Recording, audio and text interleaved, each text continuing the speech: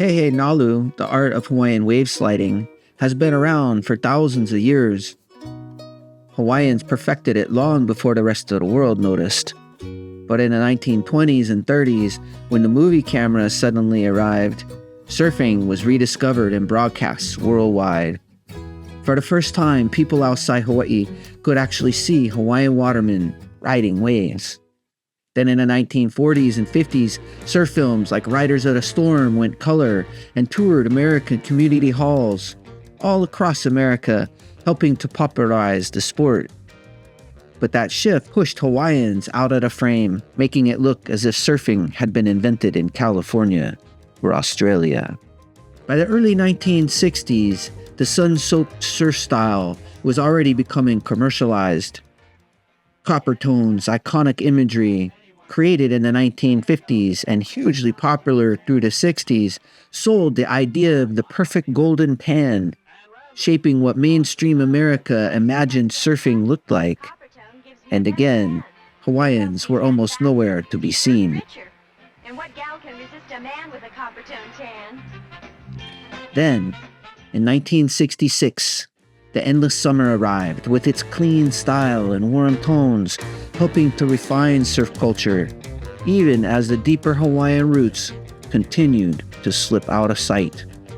Surfing became a marketable lifestyle, drifting further and further from its origins.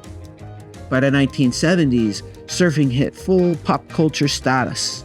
TVs, magazines, and ads pushed an exotic beach fantasy version of the sport's tan bodies, blonde hair, carefree vibes, and that mainstream version kept moving the story away from Hawaii, even as surf films grew more nostalgic.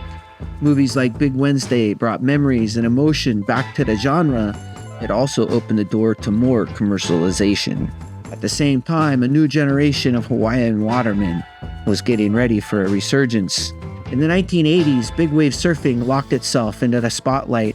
Movies like Blazing Boards and the rise of VHS pushed surf videos into living rooms in places like Kansas, expanding the audience and attracting major marketing dollars.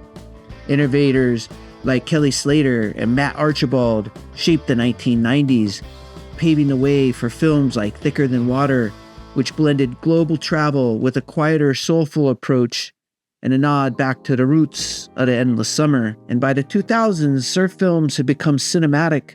Step into Liquid, Riding Giants. They used HD cameras, aerial shots, and deeper storytelling, weaving together history, characters, and serious big wave courage. And today, with drones, GoPros, and modern Hawaiian watermen like Kai Lenny, we're seeing what happens when traditions meets innovation. His presence on screen feels like a full circle moment. Hawaiian athletes, not just included in the story, but leading it.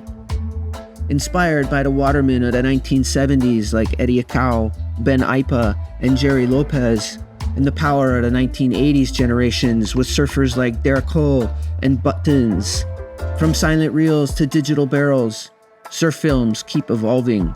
The tech changes and the style shifts, but the ocean stays the teacher.